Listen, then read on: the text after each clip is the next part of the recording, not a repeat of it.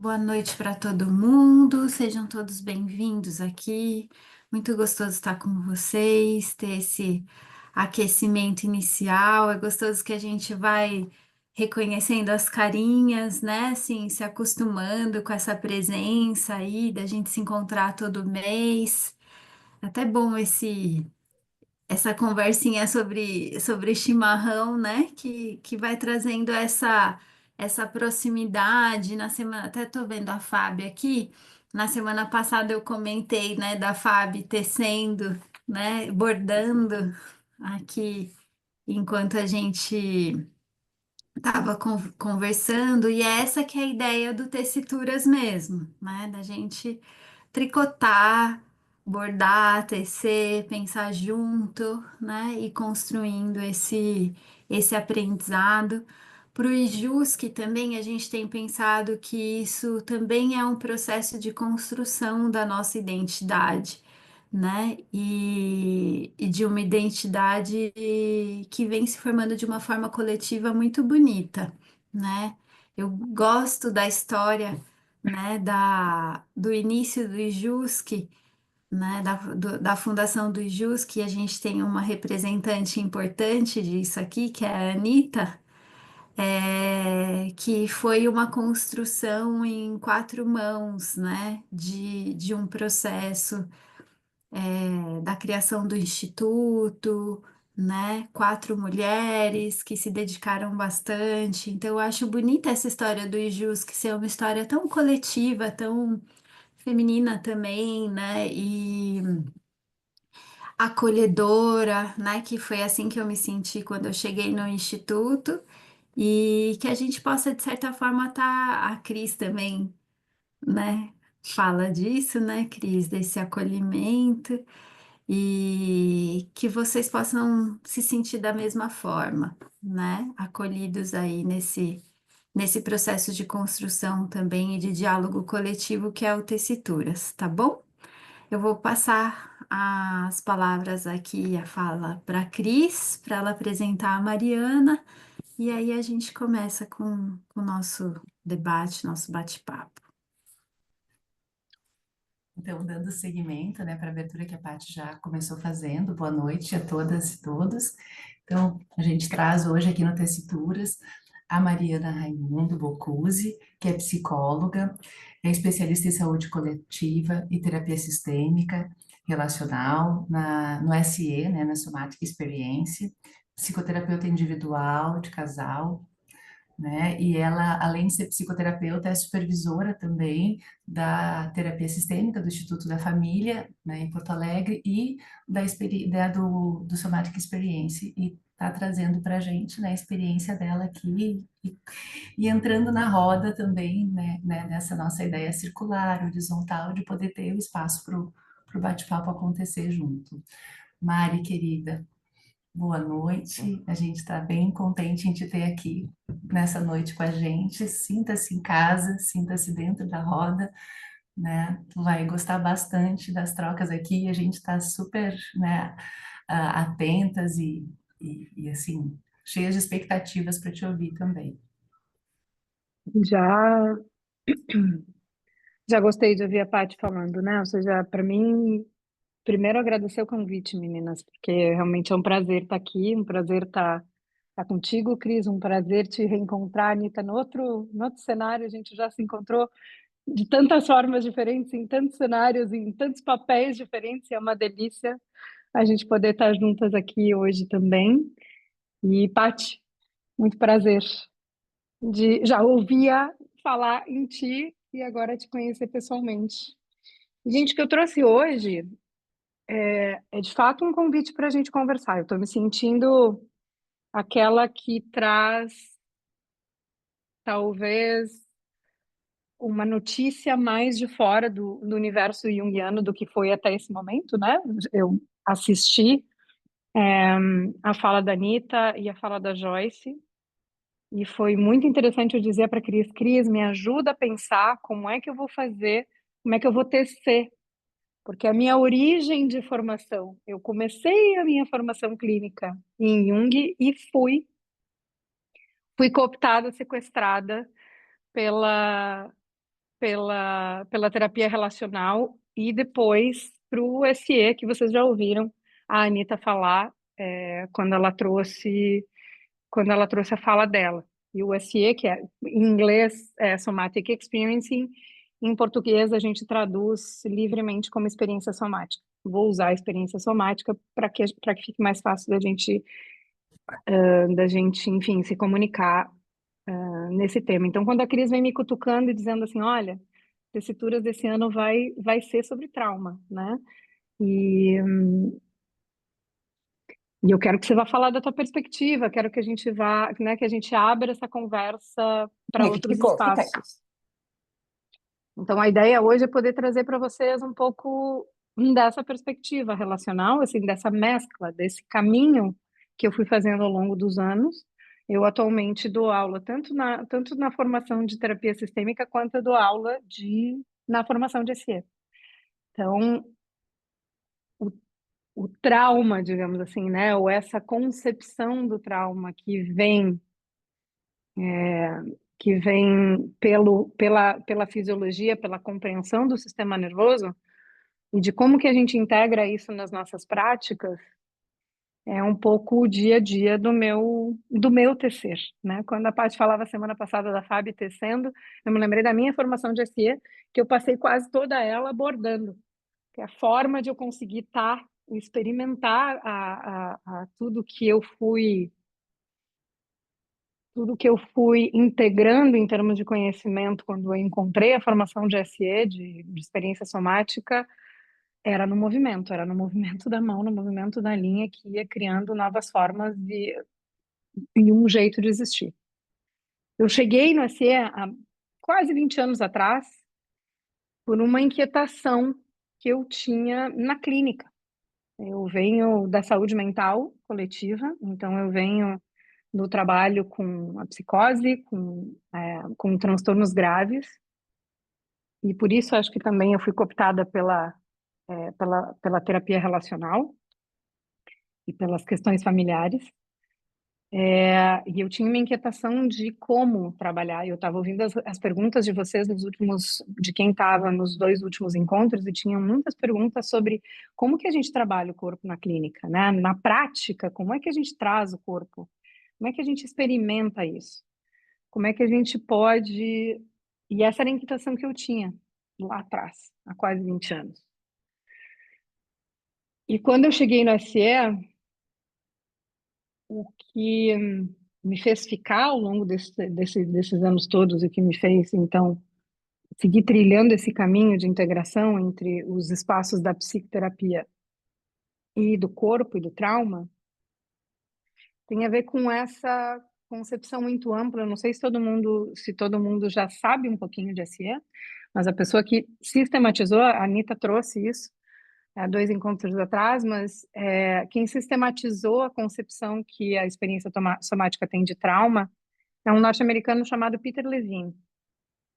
E tem algo que me encanta na forma em que o Peter sistematizou o que hoje é a experiência somática, que é essa ideia de que o mais concreto, o mais concreto, a nossa dimensão mais concreta, que é a nossa fisiologia, que é como o nosso corpo opera, isso que nos une, está vinculado com o mais mundano de nós e o mais profundo e talvez o mais na ordem do mistério, da ordem do inexplicável dentro de nós, da mesma forma. Então ele traz uma perspectiva de que a experiência somática não é sobre o que a gente faz, mas como a gente faz o que a gente faz. Então o que ele inaugura é uma ideia de que o corpo é um como, não é um o quê. É como a gente transita, como a gente narra as nossas experiências, como a gente integra, como a gente funciona no mundo a partir dessa dimensão concreta.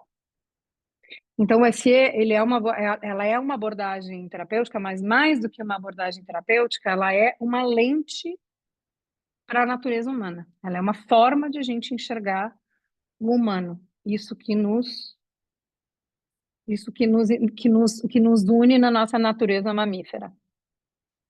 Então, quando o Peter começa a se debruçar sobre as respostas de estresse, a primeira concepção que ele estabelece a respeito de trauma, e ela é interessante porque ela tem uma amplitude grande, ele diz que trauma é tudo aquilo que é experimentado pelo nosso corpo como forte demais, rápido demais, ou que aconteceu cedo demais. Quando a gente abre essa porta de pensar naquilo que foi intenso demais, que foi rápido demais, ou que aconteceu cedo demais na nossa experiência, a gente não está falando de uma concepção mais hegemônica do que o trauma poderia significar. Né? Quando a gente fala de trauma, nos últimos 10 anos, talvez menos, a gente tem muito mais gente falando sobre trauma, né? Não é à toa que nós estamos aqui num percurso focado nessa palavra e nesse tema, né? Isso há 10 anos atrás possivelmente não estaria acontecendo desta maneira, né? A gente está voltando o nosso olhar de uma forma em geral, a gente tem voltado o nosso olhar para isso que é essa palavra gigante. Quando o Peter começa a estudar as respostas de estresse fisiológicas, como é que a nossa natureza física, fisiológica opera em situações de estresse, ele começou a fazer esses estudos antes da primeira definição de estresse pós-traumático do DSM, para vocês terem uma ideia. Então, quando ele começa a estudar trauma, ele está estudando algo que ainda não existia nos manuais de psiquiatria, definido como um estresse pós-traumático. Então, o que ele está olhando é como a fisiologia, como o nosso corpo, comum a todos nós, que funciona com os mesmos mecanismos, responde diante de situações de estresse e de estresse agudo. Uma das práticas, uma das práticas dele nessa época, quando ele foi fazer o doutorado sobre as respostas de estresse, ele trabalhava com uma metodologia que se chama Rolfing, que é uma metodologia de manipulação de tecido profundo. Então, entre outras coisas, ele era um terapeuta corporal. Ele trabalhava literalmente com a mão na massa. E o que ele notava com a mão na massa, com a mão no corpo, digamos assim, é que quando ele mobilizava, digamos, corpo, quando ele estava trabalhando no corpo dos seus clientes, em muitos momentos, o que aconteciam eram reações que se repetiam. Pessoas que tinham espontaneamente uma rememoração de uma situação, ou que o corpo respondia sem ter uma memória associada de uma determinada maneira. E ele ficou muito curioso de saber o que era isso. Então, essa primeira definição de trauma, que vem como forte demais, cedo demais ou rápido demais, tem a ver com tudo aquilo que a gente não teve, de fato, tempo e espaço para sentir e processar.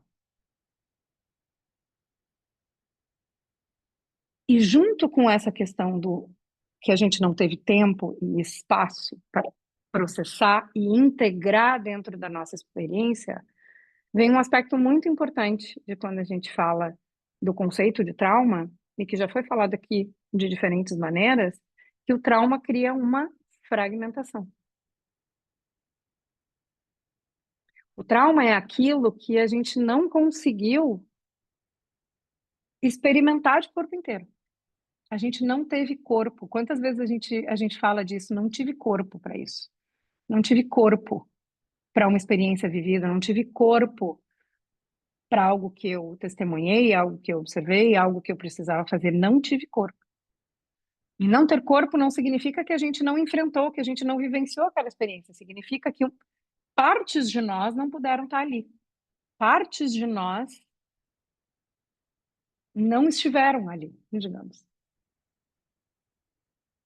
Então, ter corpo para sentir fala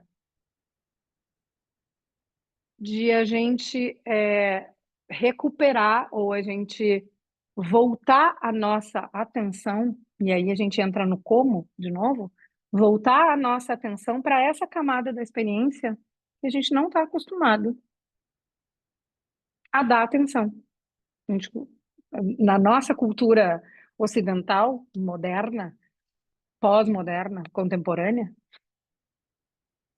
as dimensões do pensar, a dimensão do pensamento, a dimensão dos sentimentos e das emoções são privilegiados diante dessa camada que a gente não está acostumado a perceber, que são todos os sinais que estão acontecendo o tempo inteiro por baixo da nossa atenção. Então, o centro da discussão sobre trauma para a experiência somática é realmente a fisiologia do nosso sistema nervoso. Então, quando a gente fala de fisiologia, a gente está falando de tudo aquilo que está acontecendo independente da nossa vontade, da nossa intenção e independente da nossa atenção. Eu não preciso colocar atenção na minha respiração para ela acontecer. Eu não preciso colocar atenção no meu processo digestivo para ele acontecer. Eu não preciso prestar atenção no movimento na organização da minha musculatura se eu quiser agora me levantar. Tudo isso está acontecendo por baixo da minha atenção. Agora, se todos nós, nesse momento, ouvíssemos um estrondo, o nosso corpo passaria em poucos segundos, por todo um processo de preparação para se defender desse estímulo que a gente não reconhece. Se a gente ouvisse um barulho muito alto, qual é a primeira coisa que aconteceria? Podem abrir o microfone ou colocar ou escrever no chat. Qual seria a primeira coisa que aconteceria se a gente ouvisse um barulho muito forte agora? Susto, medo. Quando a gente sente susto, Suzana, quando vem essa reação de susto, como que ela se manifesta? Você trava ou você corre? A Thaís colocou fuga, mas a resposta de susto é aquela resposta que a gente vê em todos os nossos primos mamíferos, é aquela estica o pescoço e arregala o olho. E provavelmente se volta para a direção de onde está vindo o barulho. Nesse sentido, nós e qualquer mamífero por aí não tem nenhuma diferença.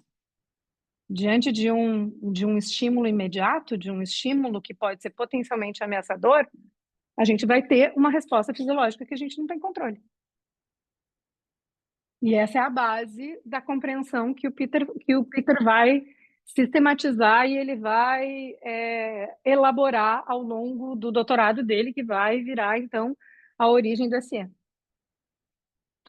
Tem muitos aspectos que determinam o que vai ser cedo demais, forte demais ou rápido demais para o nosso corpo. Mas existem muitos processos fisiológicos que estão envolvidos em qualquer resposta de estresse. Qual é a chave para a gente nesse aspecto? O trauma não está no evento acontecido. O trauma está na capacidade que o meu sistema nervoso ou que o meu corpo, naquele momento, tinha para experimentar aquele evento. E é por isso que se todos nós estamos em quantos agora? Se nós, 46 pessoas, tivéssemos envolvidas exatamente no mesmo evento, nem todos nós carregariam no corpo o mesmo tipo de registro. Porque não tem a ver com a experiência vivida, tem a ver com a capacidade que a minha fisiologia, ou que o meu sistema nervoso, ou que o meu corpo tinha para integrar, para sentir tudo aquilo que foi vivenciado naquele evento. Até aqui faz sentido para vocês? Eu não disse antes, mas assim, levantem, assim, podem abrir o microfone e conversar comigo, tá? Eu não mordo e não tenho a perspectiva de ficar falando sozinha. Então, assim, podem falar e podem trazer as observações, os questionamentos de vocês no momento que vocês quiserem. Nesse Então, sentido, então, Mariana, fala, Leandro. então, nesse sentido, o trauma ele acontece quando há uma inaptidão, não há a pessoa não está preparada, não está apta para a vivência daquela situação. Eu te diria que mais do que uma inaptidão, a gente pode pensar numa balança. Quando você está falando de trauma e quando a gente está falando de trabalho com trauma, a gente vai estar falando sempre em dois campos de força. A capacidade, ou seja, tudo aquilo que envolve a minha capacidade de sentir, que para o ESE a gente chama de continente, que a gente pode chamar isso de muitas formas diferentes, mas é aquilo que contém, aquilo que determina a minha capacidade de sentir, e a intensidade do estímulo vivenciado. Então, não necessariamente a gente está falando de uma inaptidão. O que o Peter diz é, não existe vida sem trauma. A gente não tem controle sobre as experiências que a gente vai viver. A gente não tem controle sobre os estímulos que vão chegar até nós. Então, necessariamente, cada um de nós vai se deparar, já se deparou e seguirá se deparando com situações que estão além da capacidade que o nosso corpo teve de sentir e de experimentar.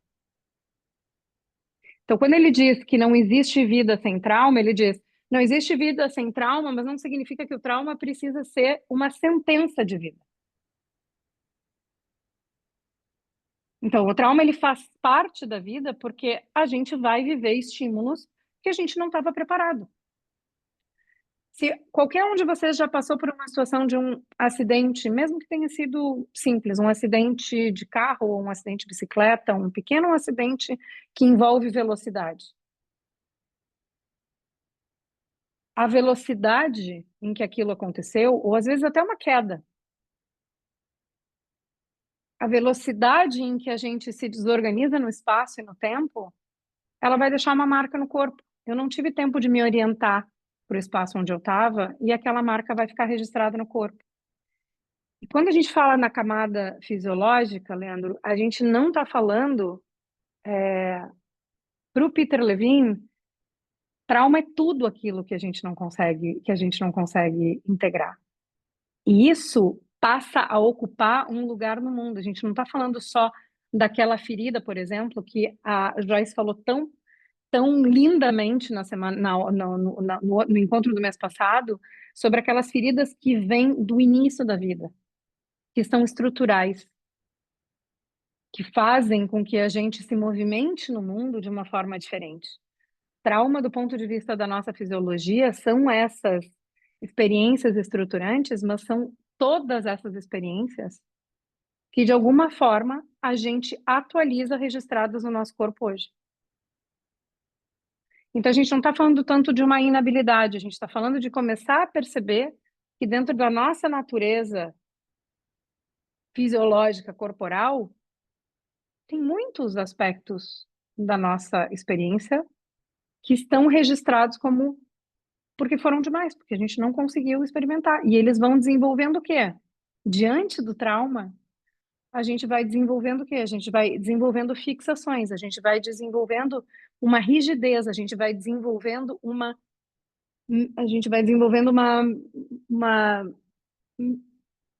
como é que um enrijecimento de verdade das nossas possibilidades de escolha. Então, quando eu carrego no meu corpo registros de outras experiências, quando acontece um estímulo que me conecta a essas experiências, eu tendo a ter menos flexibilidade na hora de escolher como reagir. Mas o interessante aqui é a gente poder integrar a dimensão de que isso está acontecendo na dimensão fisiológica, não só na dimensão psíquica e emocional. O nosso corpo foi feito para reagir dessa maneira, diante de situações de maior estresse. Quando a gente estava falando da questão de susto, e a gente dizia, a gente falou ali, ó, coração disparado, fuga, prende a respiração, o coração acelera, a gente tem respostas que são pré-determinadas fisiológicas que o nosso corpo se prepara, mas elas são feitas para durar somente o tempo daquele estímulo agudo. E o que acontece diante do trauma, o que acontece quando a gente não tem corpo para processar uma experiência, o que acontece quando a gente não tem corpo suficiente para estar com tudo aquilo que está acontecendo, é que essa resposta fica congelada, essa resposta fica registrada, ela fica encapsulada, ela passa a fazer parte da forma com que a gente se move no mundo. Esse corpo carrega um registro. Estou lembrando de uma imagem que eu acho que foi da apresentação da Joyce, que era o corpo com as cicatrizes. A gente vai gerando rupturas, fissuras, espaços que vão ficando enrijecidos dentro de nós e que vão determinando tanto a forma com que a gente observa o mundo, quanto a forma com que a gente se relaciona, quanto a forma com que a gente se permite se movimentar no mundo. Vai lá, Matheus. A gente está falando, então, aqui a nível de fisiológico de ativação de sistema simpático, no caso, né? Simpático e parasimpático.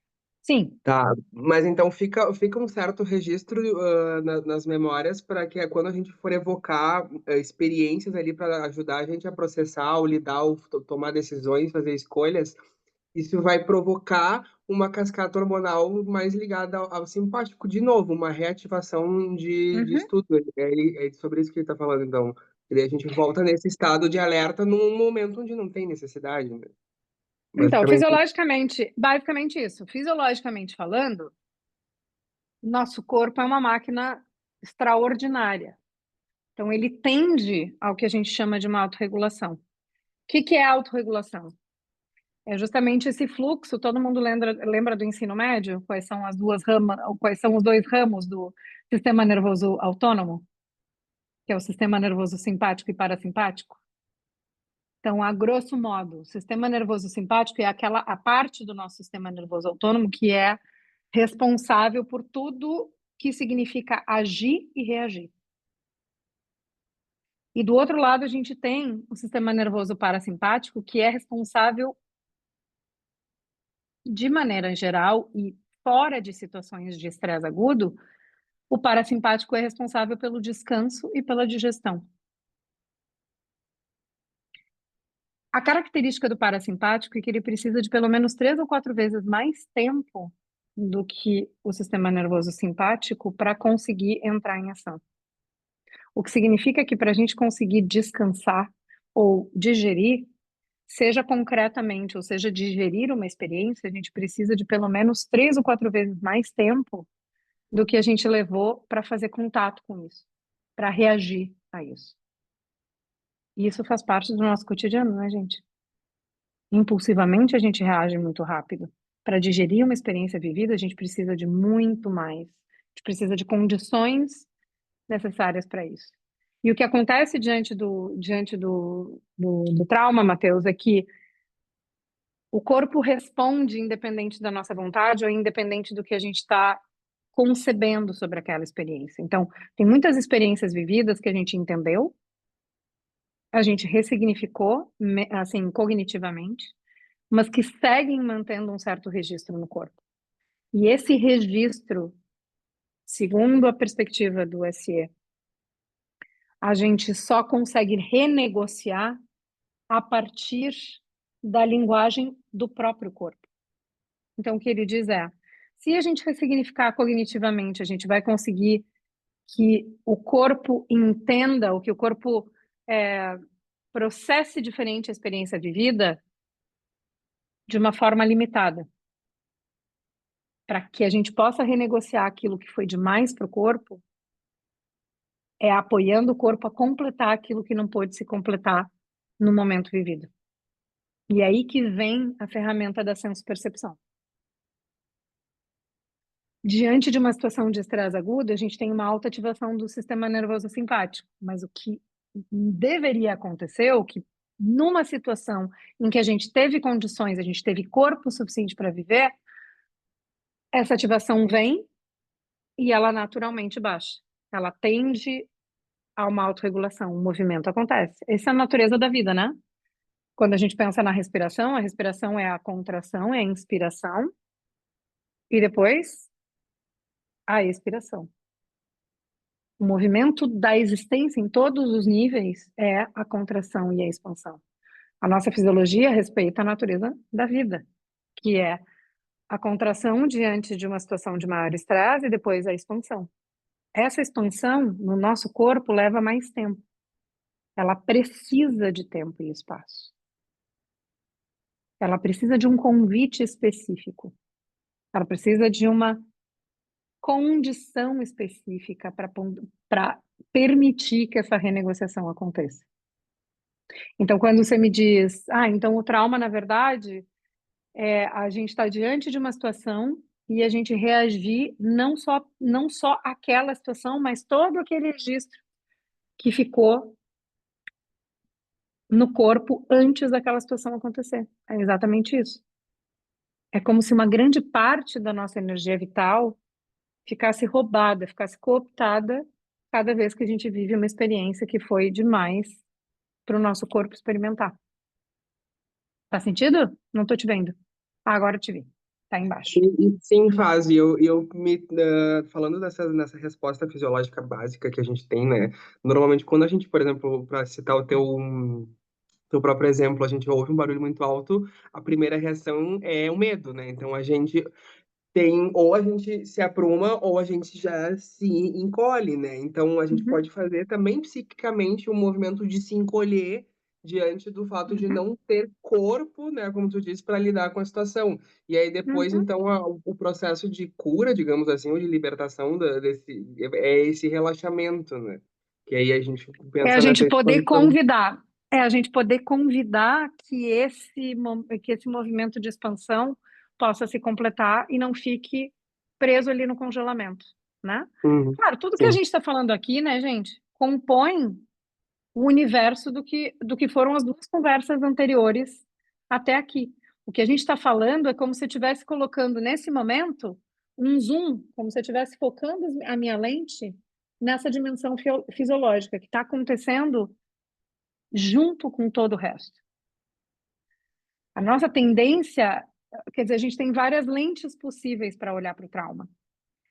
E a lente do SE, na verdade, ou a lente da experiência somática, nos convida a sair assim, a se deslocar ou abrir um diálogo entre todos os significados, todas as imagens possíveis, todo o comportamento daquilo que é observável numa sessão, numa interação, para poder pensar o processo senso-perceptivo em si mesmo. Então, teve várias perguntas sobre isso. Como é que a gente acompanha o corpo em sessão, né? Quando vem algo, quando algo acontece no processo da sessão em que se abre a possibilidade dessa observação direta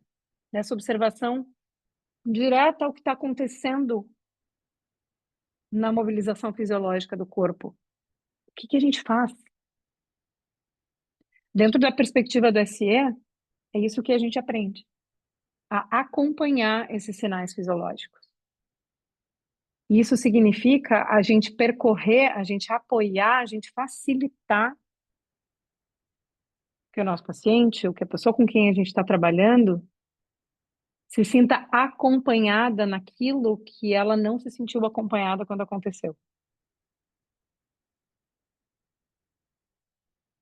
Que ela possa sentir o apoio de um continente que vem emprestado, que é o continente do terapeuta.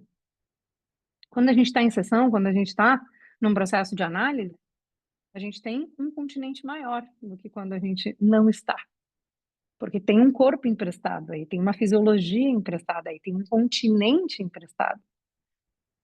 Então, assim, o nosso vaso, o nosso continente, ele cresce. E muitas vezes aquilo que foi sentido como demais, quando aconteceu,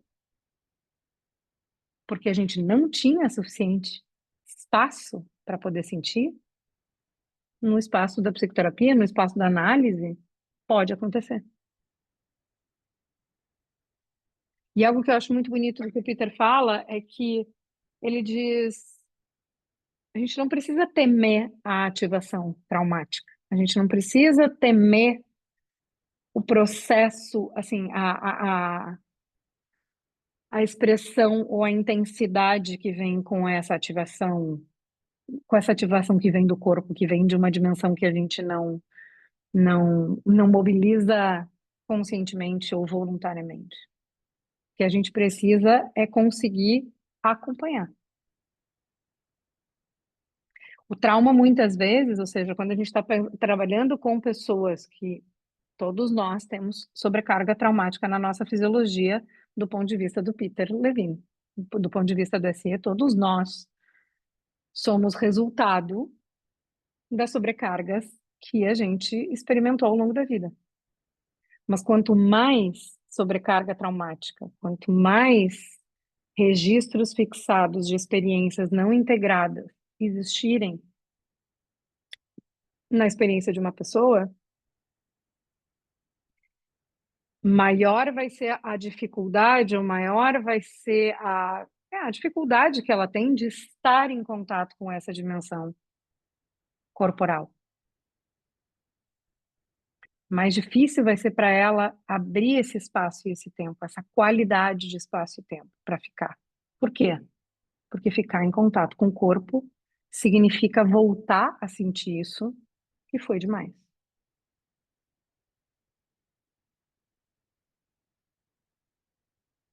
Então, a primeira pista para o trabalho com um trauma do ponto de vista da fisiologia é que a gente não reviva. A gente fala muito sobre a coisa do retraumatizar, né?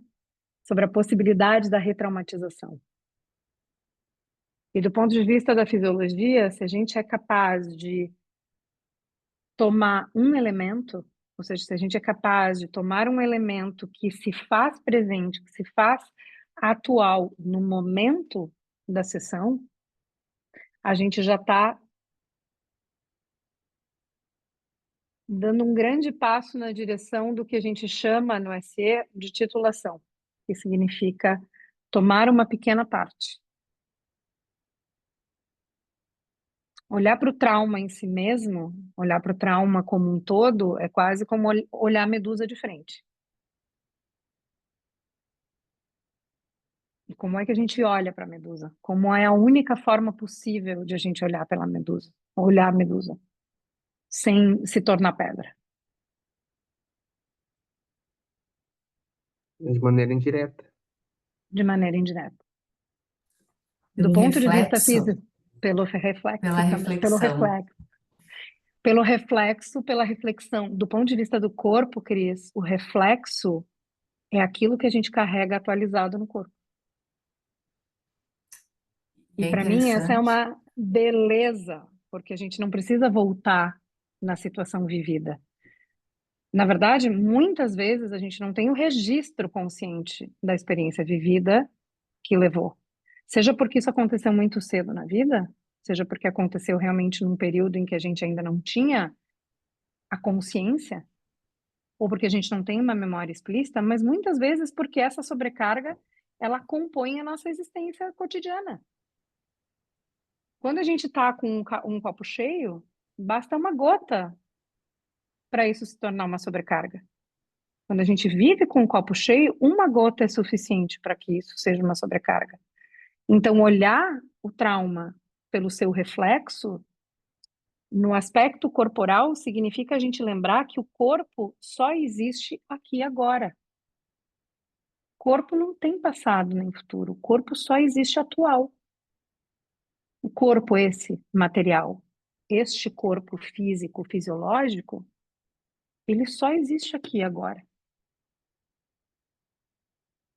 Elementos do passado, memórias, tudo isso vai estar atualizado no corpo. Se eu me mantiver na presença do que está mobilizado nesse instante, eu já não estou olhando a medusa de frente. Eu te interrompi, Cris, tu ia falar, eu ia trazer uma reflexão. Não, mas foi ótimo, Mari, porque acho que eu ia acabar te interrompendo, porque tu tá trazendo algo que vem costurando muito bem nesse processo que a Anitta veio trazendo o corpo, costurando, Uhum. né, com o Jung, com a Marion, e trouxe, né, as relações corporais, as terapias, né, somáticas. no sentido de trazer esse espaço, né, do campo junguiano, e a Joyce trouxe o complexo, e o que tu está nos dando, falando a partir da fisiologia com essa lente específica, é como se tu estivesse trazendo também todo um tecido que está diretamente relacionado com o que a gente às vezes entende e escuta como complexo, que foi bem o que a Joyce apontou, Uhum, de quando a voz exatamente. embarga, né, de quando o olho dá Uhum. aquela marejada, de quando a gente percebe, né, que está ouvindo e que não só o corpo, né, do paciente, mas que tem às vezes até no contar um sonho, tem alguma história naquele sonho que a voz muda o tom, e aí são esses rastros, né, para a gente pensar um pouquinho nessas pistas de algo que pode produzir alguns outros ecos, né? E aí tu veio trazendo coisas que me lembram muito, não só a perspectiva clássica, mas a própria perspectiva arquetípica, né? Daquilo que a psique fica Uhum. ecoando enquanto essas ondas, né?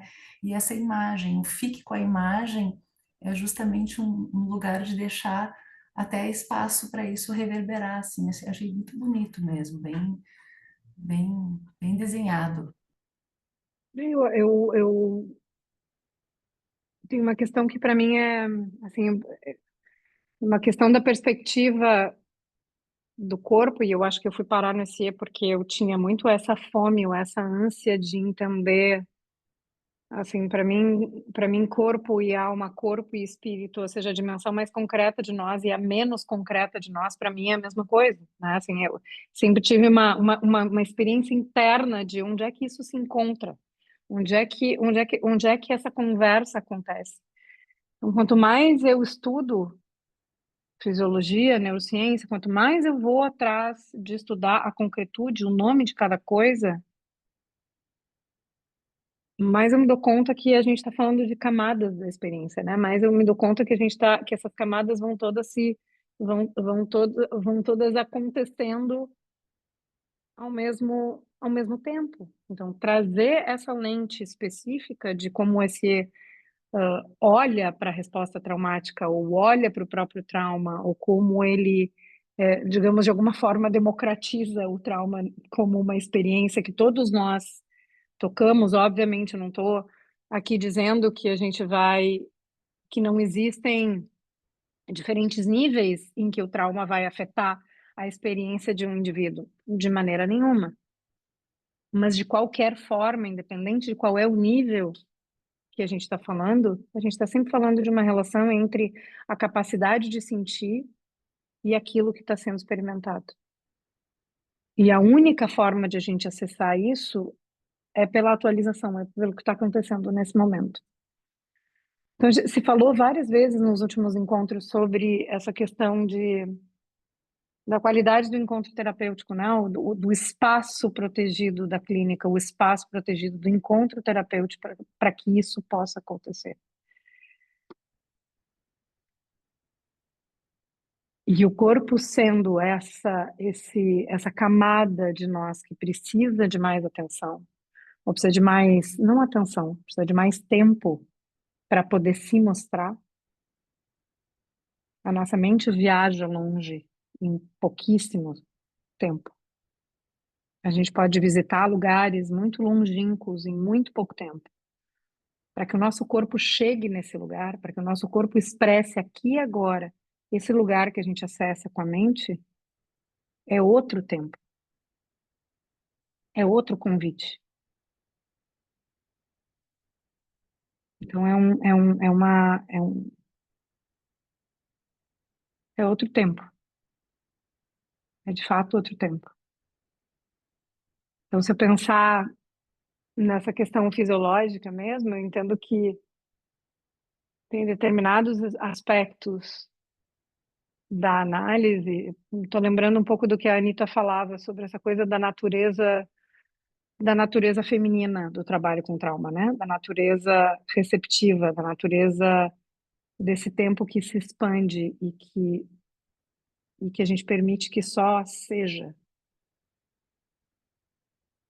para que o fluxo possa voltar a acontecer onde houve antes uma fixação.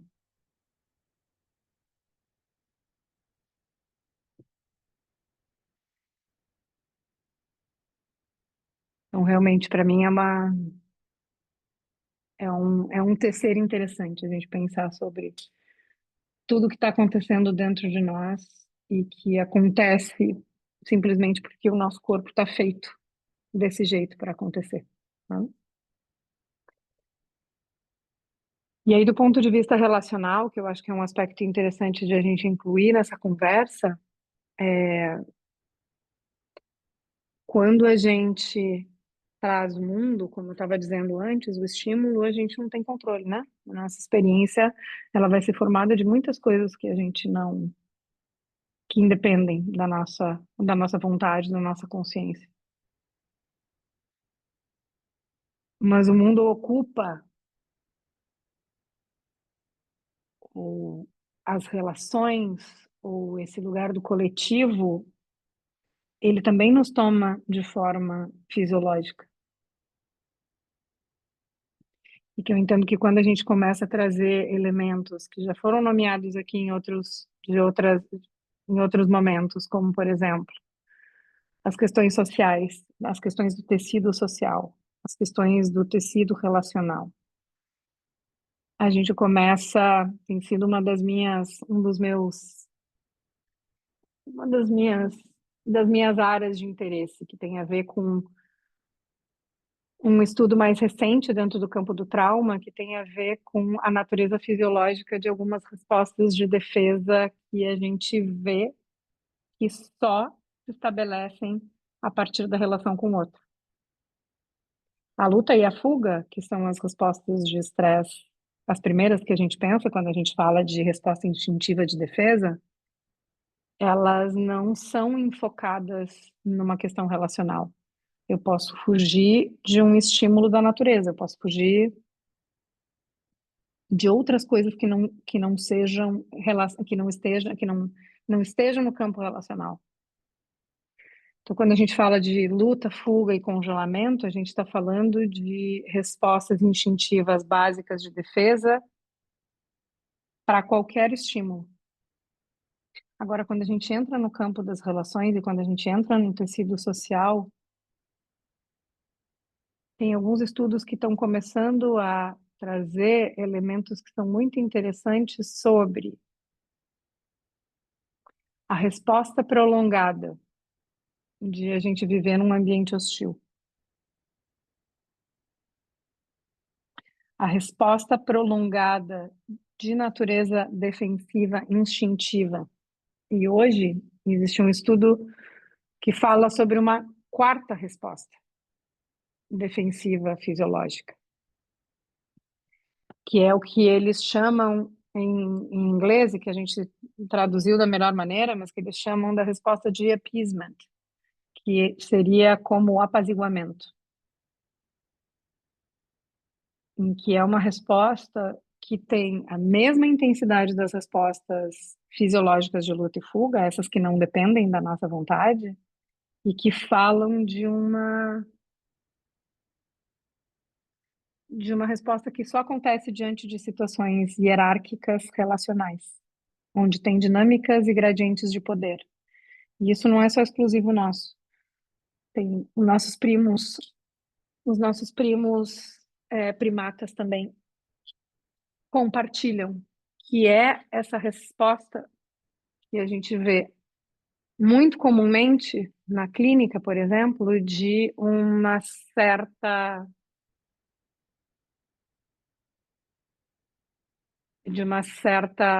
submissão, mas que ela não vem necessariamente clara, mas que ela vem como para mitigar uma possibilidade de agressão. E isso pode nos levar a muitos lugares interessantes de conversa.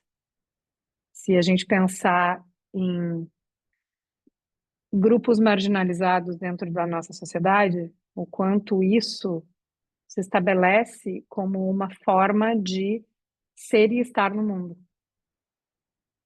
como a única forma possível de ser e estar no mundo, e que fica muito misturada com a concepção de eu. Fala, Paty. Mari, fiquei pensando também na conversa que a Joyce trouxe, né, dos traumas transgeracionais, Ela falou Exatamente. disso um pouquinho, né? Também pensei num dos motivos, né, do começo do Tessituras, que foi bem o período após as As enchentes, enchentes. né? E aí esses traumas coletivos, assim, como que a SE pode contribuir para esse olhar também, né? Para esses sofrimentos coletivos ou os que passam de geração para geração, assim. Vamos lá. É uma ótima pergunta que você está trazendo para a gente trazer mais disso. Então, se a gente está pensando que não é uma questão só de condicionar, ou seja, que o condicionamento social, cultural que a gente estabelece gera reflexos ou tem uma base, digamos, fisiológica de defesa diante dele, quando a gente está falando daquilo que é demais, vamos voltar lá para a primeira definição de trauma, né?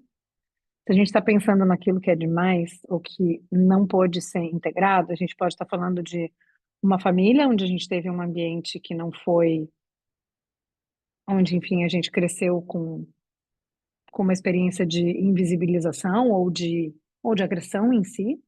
A gente pode pensar isso em termos de grupo social, porque vamos pensar, diante da situação que a gente viveu ano passado das inundações. Claro que nem todas as pessoas tiveram a mesma experiência, certo?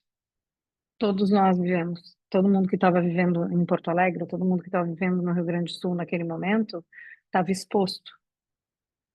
Teve muita gente que ainda hoje, e isso é um tema muito interessante, porque um ano depois, está acontecendo nas chuvas fortes agora, em maio, uma mobilização completamente diferente do que teria acontecido antes do período da inundação.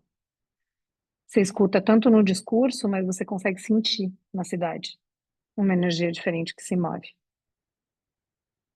Quando a gente fala de uma dimensão transgeracional, quando a gente fala de uma dimensão social, quando a gente fala desse tecido relacional, a gente está falando de tudo isso que a gente está o tempo todo submetido, né? A primeira coisa que foi reorganizada depois do período da enchente é aquilo que a gente vê do lado de fora.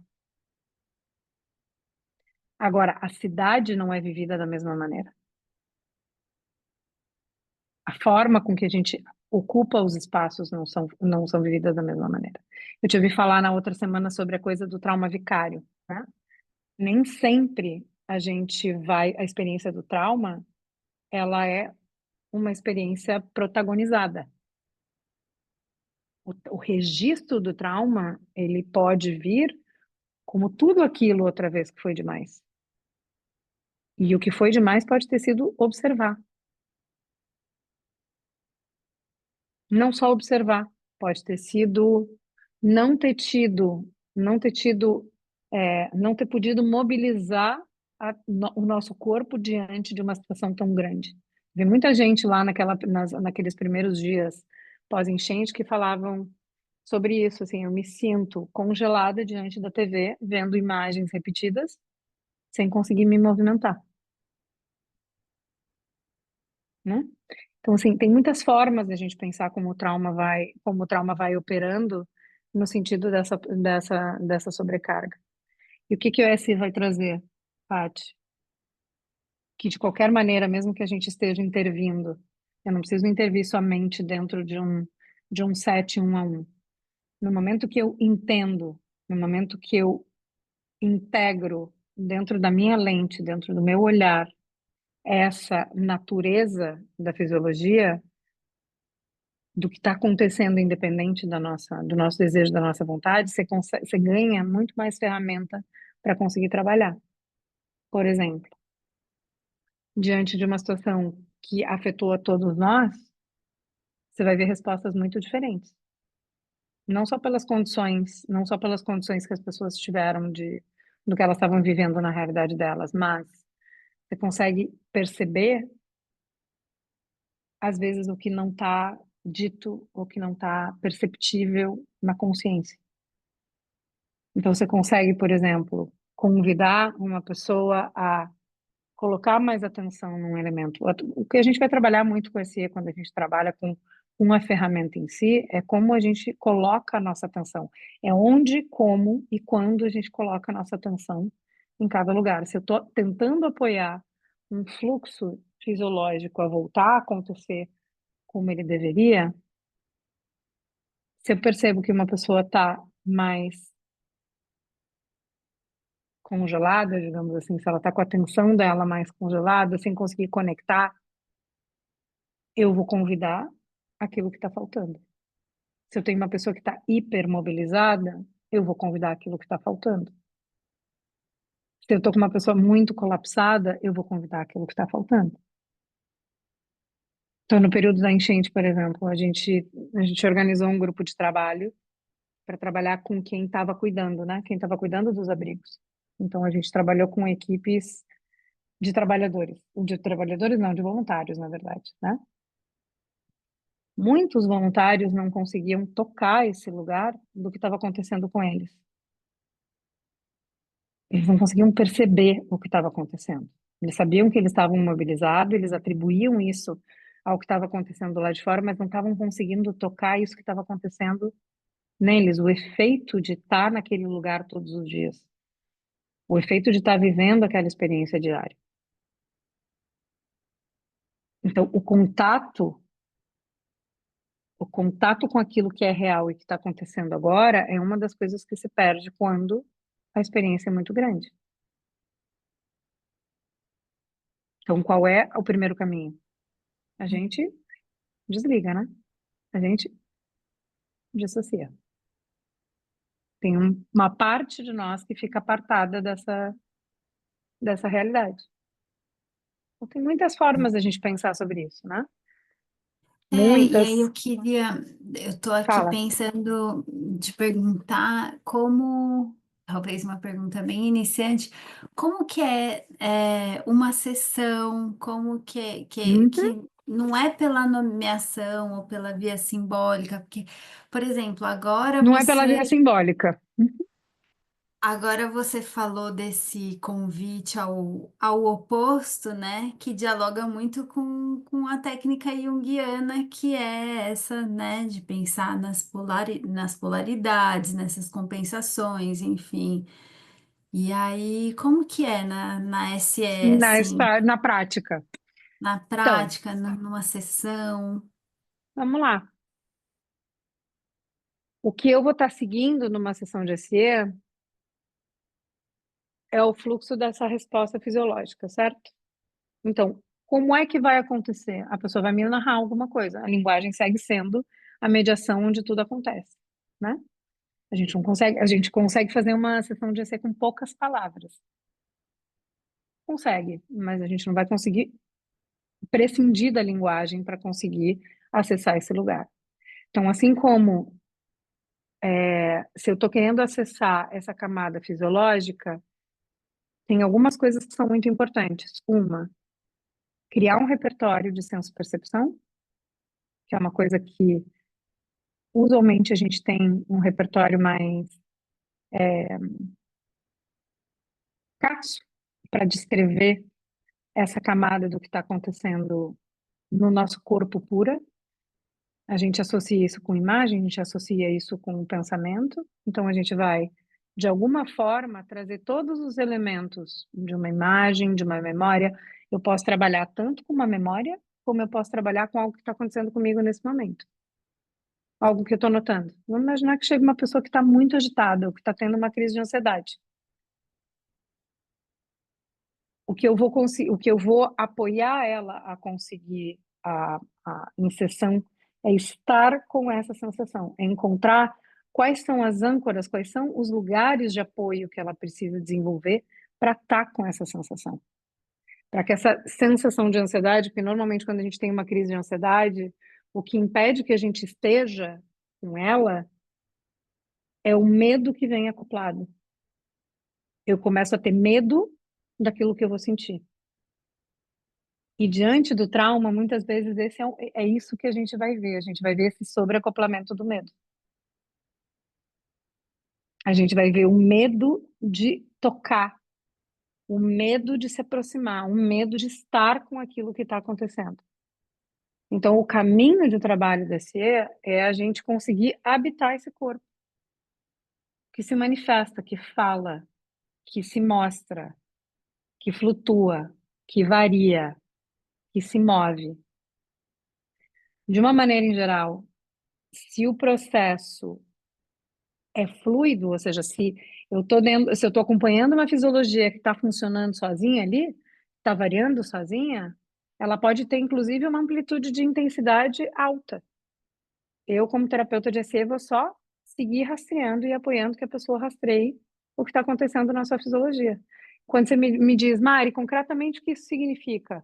Ah, eu quero trabalhar, eu estou me sentindo ansiosa nesse momento e eu estou trabalhando uma questão de ansiedade. Tá bom, a gente vai acompanhar isso que está acontecendo. A gente vai acompanhar, a gente vai apoiar, a gente vai facilitar que a pessoa esteja com o que quer que seja. Seja essa ansiedade, seja uma imagem que surja a partir dessa ansiedade, e eu vou relacionar essa imagem com isso que está acontecendo, trazendo para cá, trazendo para o corpo. A diferença é que eu não vou me deslocar para onde está essa imagem necessariamente. Eu vou trazer sempre esse tecido que vai sendo, essa costura que vai trazendo para cá. Porque para o SE, ou dentro da ferramenta do SE, a renegociação vai acontecer aqui, aonde está a minha fisiologia. Ela não vai acontecer lá. Então, a imagem ela vai ser um elemento que vai me conectar com o que está acontecendo aqui. E aí vem um significado, vem uma ressignificação dessa experiência. Tá bem? Quando vem essa ressignificação, o que está acontecendo aqui? Então, eu vou e eu volto. Eu vou e eu volto. Então, a base vai ser a integração dessa senso-percepção com todos os outros elementos. Seja um elemento imagético, seja um elemento simbólico, seja um elemento, seja uma memória, seja uma lembrança, seja só o que está ali naquele momento. E aí tem muitas formas de apoiar que a pessoa consiga estar em contato com isso. Porque, como eu estava dizendo, diante de uma situação onde há muita sobrecarga traumática, a capacidade que a pessoa tem de voltar e estar aqui com tudo que está mobilizado é desse tamanho. E aí tem muitas formas de eu poder apoiar isso. Uma delas é a conexão. Outra delas é a consciência e a concepção da orientação no aqui e agora do espaço. É que a pessoa consiga não estar cooptada, sequestrada por aquela imagem, por aquela memória, por aquela lembrança, e que exista, então, pelo menos esse eu tô lá, mas eu tô aqui. E aqui eu tô seguro. E aqui, aquilo não tá acontecendo. Mas tem todas as reverberações no meu corpo aqui. Então, eu acho que a particularidade, talvez se eu pudesse te dizer dessa maneira, é que o SE vai trazer essa costura o tempo todo para o que está reverberando na fisiologia nesse momento. Te responde, Paty? Tem É. duas perguntinhas Mariana, aqui, ó. ui, desculpe. Tudo bem, Helena. Só lembrar, Mari, que tem duas perguntas no chat. Depois da Tá, Helena, daí você dá uma olhadinha. claro, dou sim. Não, é sobre a questão mesmo que você levantou, Patrícia, da situação de ansiedade, que é uma situação muito presente nos nossos consultórios, né? Pessoas Muitíssimo. que estão vivendo situações de ansiedade. Você teria como? Você foi dando essa explicação aí para nós, através da pergunta da Patrícia, de como se lida com isso dentro da SE. Uhum. Mas teria algum exemplo que aconteceu com você ou que com algum Claro. cliente, para a gente entender, Como? como você efetivamente a gente tem um gancho para trabalhar? Claro que sim. Vamos pensar um quadro de Tá. ansiedade. Vamos pensar uma pessoa que chega te dizendo, porque no SE a gente vai poder trabalhar tanto com uma questão que é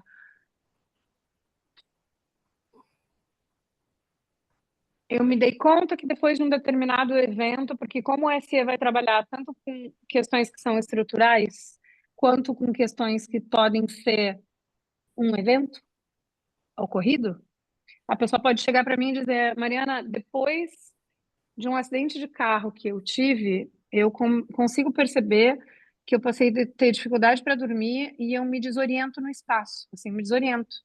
Eu tenho uma desorientação que eu não tinha antes. Essa pode ser uma entrada. Ou, Uhum. Mariana, depois das enchentes, eu não durmo mais. Eu tenho muita dificuldade de dormir. Esse é um cenário. Outro cenário é uma pessoa chegar e te dizer: preciso trabalhar minha ansiedade. Eu já trabalhei de várias outras formas diferentes, mas tem algo que eu não consigo tocar, que é da ordem do que se mobiliza. Não tem nome para mim. Eu não consegui chegar nesse lugar. Então vamos pensar nesse cenário, Helena. E a ansiedade tem respostas do corpo muito, muito intensas. Isso aí, Muitíssimo intensa. né? Muito intensa. Muito. E aí, você pode trabalhar sem entender de onde ela veio, para onde ela vai e o que que aconteceu. Você vai trabalhar com aquilo. Então, quando a pessoa vai começar a te falar sobre a experiência dela na ansiedade, já tem coisas que estão se mobilizando no corpo dela naquele momento. Muito possivelmente, como ela convive com a intensidade da ansiedade, isso que se mobiliza no corpo dela quando ela fala sobre a ansiedade, muito frequentemente passa desapercebido. Por quê? Porque ela está acostumada a notar o que está acontecendo no corpo dela quando a intensidade é 10, digamos assim. Então, tudo aquilo que acontece no 4, 3, 2, 1 é nada, certo? Então, nossa primeira investida é começar a trabalhar com elementos pequenos. Por exemplo, ela está me trazendo sobre a ansiedade. O que que ela nota? O que acontece com você quando você começa a me falar do prejuízo que traz a ansiedade, das situações em que ela te atrapalha, em que você não consegue? E ela vai começar devagarinho a conseguir notar. Muitas vezes a gente precisa refletir, a gente precisa outra vez, a gente precisa fazer o efeito do espelho. De dizer que interessante, quando você fala disso, o que eu percebo é que você se ajeita na cadeira, é que você se agita, que aumenta a velocidade da tua fala. O que muda? Mas aqui, você entende? É aqui. É quando ela está falando comigo. É o que eu estou conseguindo observar. É o que está. Quando a pessoa ganha um pouquinho mais de repertório, Helena, quando ela consegue já entender um pouco dessas variações, porque quando uma pessoa vem com um quadro mais intenso, é tudo ou nada. Eu estou sempre ansioso. Eu passo o dia ansioso. Eu durmo ansioso, eu acordo ansioso, eu estou ansioso o tempo inteiro. Qual vai ser o trabalho? Abrir. Tá bom. Mas então, qual é o teu nível, né? O que acontece? Como é que teu corpo te conta que você está ansiosa agora? Bom, agora de uma determinada maneira. Pessoal, mas aconteceu uma situação na semana passada que foi assim, assim, assim. Tá bom, como é que é isso? E aí você vai rastreando a partir dos sinais. Quando a pessoa tem crises de ansiedade, é muito interessante quando a gente consegue abrir essa linha do tempo e começar a habitar o que aconteceu antes ou o que aconteceu depois. Qual foi o primeiro momento que ela notou que ela não estava mais ansiosa? Como é que ela transicionou de um estado de uma ansiedade 4, 5 para uma ansiedade 8, 9, que foi a crise de ansiedade? Então você vai mapeando, você vai criando esse mapa fisiológico que usualmente a gente não tem. Então o EC nos permite, Porque, ah, o EC vai nos permitindo construir esse repertório daquilo que acontece. Eu não estou buscando nada diferente, eu não estou querendo trazer nada diferente. Eu estou querendo habitar aquilo que é. Eu estou criando repertório para aquilo que está acontecendo. Eu estou criando a capacidade de trazer a minha atenção para isso. Tudo fica indiferenciado quando é demais. tudo fica tingido de uma mesma cor quando é demais. Só quando eu consigo deter a minha velocidade e a minha atenção, ficar, é que eu começo a ver os matizes e que eu começo a notar a diferença de tom. Então, em quadros de ansiedade, por exemplo, você vai trabalhar sempre em dois polos. Um, de aumentar a capacidade da pessoa de sentir o desconforto e de estar com o desconforto. E, por outro lado, você vai também apoiar ela a desenvolver ferramentas fisiológicas ou ferramentas cotidianas para apoiar quando aquilo é sentido como demais.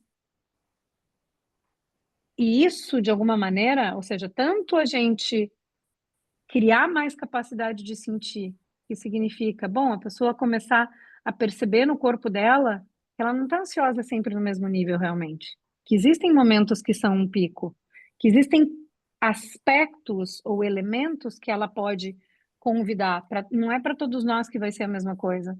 Para algumas pessoas, por exemplo, a gente tende a dizer respira, respira, respira. Se tu disser respira para mim, que sou uma pessoa que tem um histórico de asma, de infância, você me leva pro buraco. Uhum. Você Estou me pedir pensando para aqui colocar. Você numa me pedir para pessoa, colocar.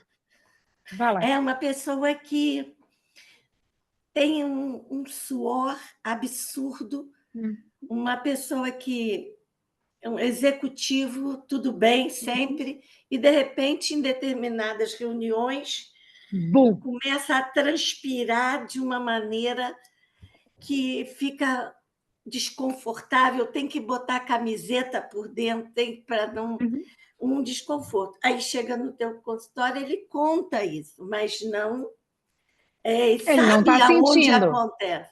Ele Ele não não, está ali sentindo não. naquele momento. Não, mas lá, diante de certas situações que são. Porque, de repente, na vida dele, passou a ter esse tipo de reação. Mas, Helena, aí a gente entra numa coisa que é muito interessante, que é, esse é o mistério. O corpo, é no corpo que tá habita esse falando, né? mistério. Mas é no corpo que habita esse mistério. Ou seja, isso que a gente olha e diz assim, eu não sei o que me acontece. Né? Eu não sei, é do nada. A coisa que as pessoas mais dizem, né? É do nada. Eu tô lá naquela situação e do nada me vem, por exemplo, uma situação como essa. Não, no corpo nada é do nada. A gente ainda não desenvolveu linguagem, a gente ainda não desenvolveu olhos para ver. A gente ainda não tem essa capacidade de estar com o que está acontecendo. Muito possivelmente, ele se incomoda muito com o que está acontecendo. E você pode trabalhar justamente pela beirada. Talvez ele não esteja sentindo suor naquele momento, mas ele vai começar a falar sobre essa situação e ele vai ter uma mobilização física, uma mobilização no corpo a partir do incômodo que ele sente. O que ele sente? Ele sente raiva? Ele sente frustração? Como é que é essa frustração no corpo dele? Quando ele abre essa porta da frustração e ele começa a notar o que está acontecendo no corpo, que outras imagens, que outros elementos surgem? Se repete um padrão corporal cada vez que ele fala disso, e é esse rastro do corpo que eu vou seguir. Então, eu não estou interessada na história que ele me contou sobre a crise de suor que ele teve diante do executivo. Mas o que Eu está peguei o sentindo agora? rastro, eu peguei o rastro daquilo. Eu tomei a linha, eu tomei um fio, e eu vou acompanhar esse fio atualizado, porque esse fio atualizado vai me trazer outros elementos que vão apoiar a capacidade dele de estar com o que está acontecendo agora. Interessante. Sim. Claro que diante de uma situação coletiva, como a Paty estava falando antes, de uma situação coletiva, você não vai pegar um rastro. Vamos imaginar que a gente está vivendo uma situação de crise. Quando você está vivendo uma situação de crise, você não vai nem ter tempo para essa abertura. Quando você está numa situação de crise, o que você está olhando é como eu apoio essa pessoa a voltar, como eu apoio essa pessoa a chegar, Como eu apoio esse olhar perdido a voltar? Uhum. Como eu apoio esse corpo que está desorientado a estar? Então, diante de uma resposta intensa de congelamento, eu tenho duas alternativas fisiologicamente falando.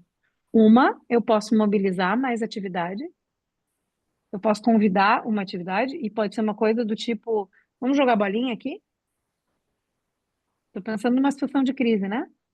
Numa situação de crise onde a gente está trabalhando coletivamente. Se eu estou com uma pessoa num estado de congelamento ou de colapso, ou eu vou mobilizar a energia para que aquele corpo volte a conectar com a capacidade de agir, de reagir, de ter energia, ou eu vou tentar fazer isso pela conexão mesmo. E às vezes pela conexão eu não vou conseguir, dependendo do quão longe essa pessoa está, então quão desconectada do que está acontecendo, eu não vou conseguir pela conexão, mas eu posso conseguir pela mobilização. Uhum. Obrigada, tá cheio de perguntas aí. Depois que você Achei, eu vi. responder as outras, se Você puder pergunta. falar a minha última aí, sobre doenças autoimunes, como lidar, Ah, te falo. Uhum, com tá? Eu certeza. acho bem interessante. Obrigada, Mariana. Imagina. Antônia, você estava perguntando quando se torna crônico esse padrão? Isso, se é Quer me possível, falar mais? se, se essa condição pode acabar se tornando algo crônico. Essa Então seria a vamos minha pensar. dúvida. Aham. Vamos pensar pela própria concepção do trauma pelo SE, quando existe uma sobrecarga traumática, porque de alguma forma ela cronificou. Ela cronificou no sentido de que ela se fixou. Qualquer resposta intensa, porém aguda, que está adequada ao estímulo que está acontecendo, à situação que aconteceu, ou à capacidade que o corpo tinha de reagir, significa que a gente está em fluxo. Então, a sobrecarga, ela já é aquilo que cronifica, é aquilo que perde vida, é aquilo que perde possibilidade, aquilo que perde escolha, aquilo que perde vida, que perde energia. Então, sim, quanto mais a gente tem uma resposta fisiológica, uma sobrecarga, uma quantidade de registros de sobrecarga traumática no corpo, menor é a nossa capacidade, menor é o nosso repertório de possibilidades de resposta no mundo. Então, sim, a gente vai se fixando. Isso pode estar tanto num padrão relacional, quanto num padrão de sentir, como pode estar num padrão de comportamento, como pode estar pode se apresentar de mil formas diferentes. Entendi. Mas isso não exclui a capacidade do cérebro aprender novos caminhos. Peter diz que se tem uma pessoa diante de ti, se existe vida, é porque existe mais recurso do que trauma. Sim, Ou seja, o trauma faz parte da vida, mas a nossa capacidade inata de autorregulação, ela se sobrepõe ao trauma. Só existe mais trauma do que a nossa capacidade de autorregulação com a morte. sim. Só vai levar Esse é o mais, momento. Esse é o talvez momento. tempo. É o balanço, entende? De novo, a gente está falando do balanço. A gente está falando de qual é o tamanho da sobrecarga que existe no corpo e qual é a capacidade de sentir. Às vezes a gente vai pegar uma balança muito desequilibrada. Às vezes a gente vai estar diante de uma pessoa que tem uma capacidade, tem uma panelinha, tem um espacinho de sentir assim de pequenininho. E tem isso aqui de experiências de sobrecarga traumática no corpo. E aí, qual é a forma de a gente conseguir cozinhar toda essa capacidade de sobrecarga, esse monte de energia, numa panelinha desse tamanho, gente? Como uma boa mama italiana, vou fazer uma analogia da panela e dos tomates. Se a gente pensar que a sobrecarga traumática é 1 quilo de tomate cereja e eu tenho uma panelinha desse tamanho, como eu faço para cozinhar? um por um. Sim.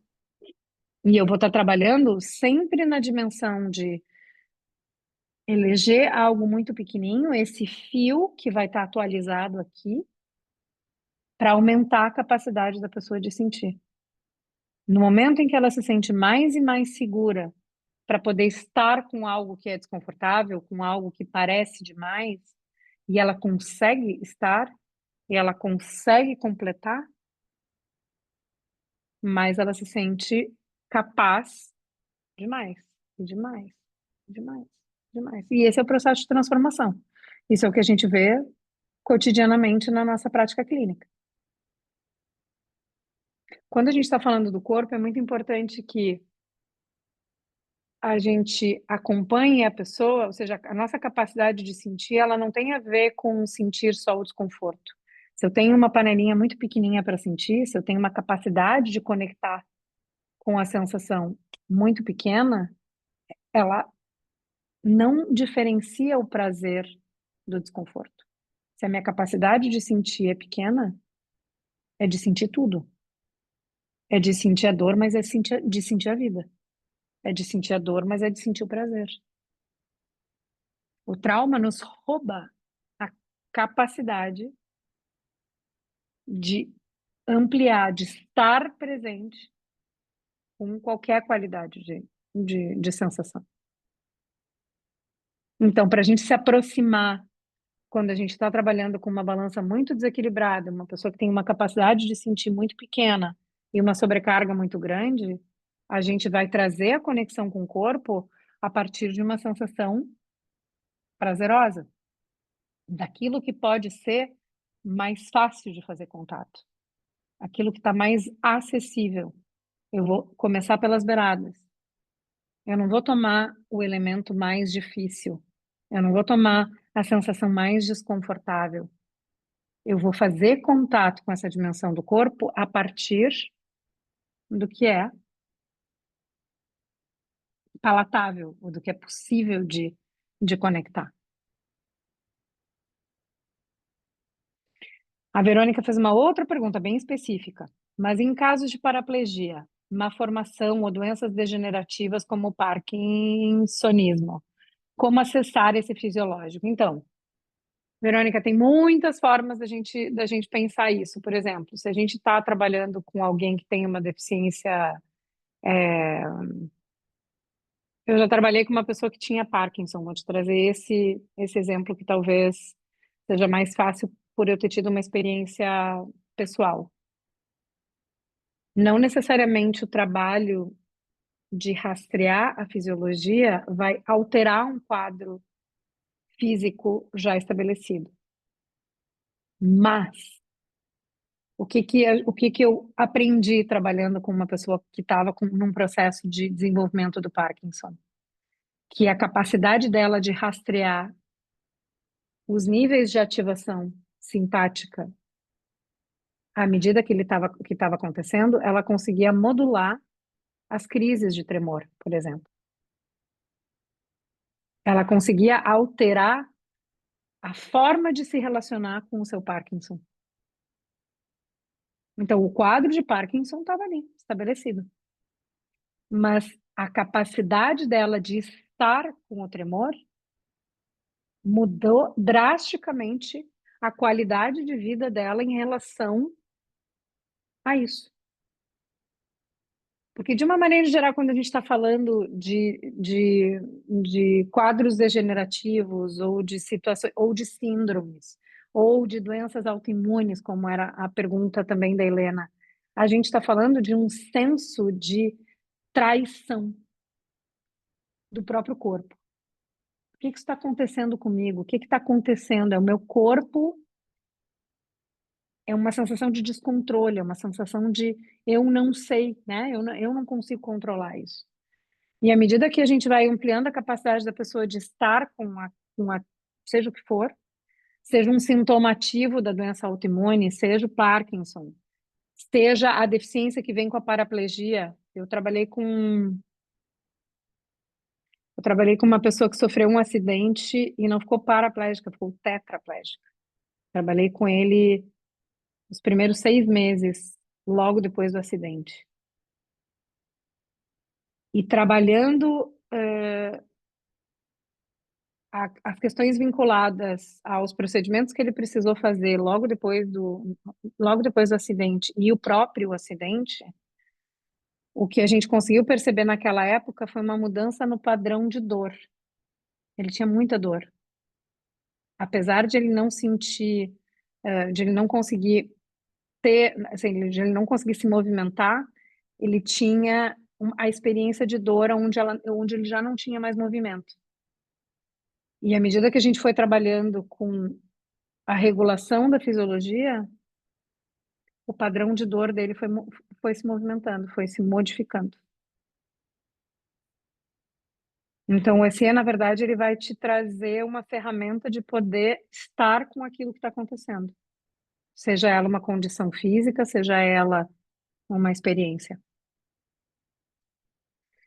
A Suzana, vamos lá. Estou atendendo uma adolescente que está perdendo os pelos de uma das sobrancelhas e diz sentir ansiedade. Pergunto como começa e ela ainda não sabe. Estou passando atividades para se perceber mais e permitir-se relaxar. Pergunto, esse local, a sobrancelha, teria uma função específica para esse sentimento, sensação? Quando a gente fala em fisiologia, a gente está falando de uma rede muito complexa de como as coisas vão se relacionar. Então, a gente não está falando da sobrancelha como um lugar aonde se manifesta uma determinada sensação ou uma determinada experiência. Mas é interessante, por exemplo, que quando você vai trabalhando com ela, como é que esse processo da ansiedade vai acontecendo, ainda que ela não consiga ver o início, ainda que ela não consiga localizar o início, você pode trabalhar também com outros aspectos, Suzana. Por exemplo, quando ela sente ansiedade, como ela nota que ela já não está mais ansiosa?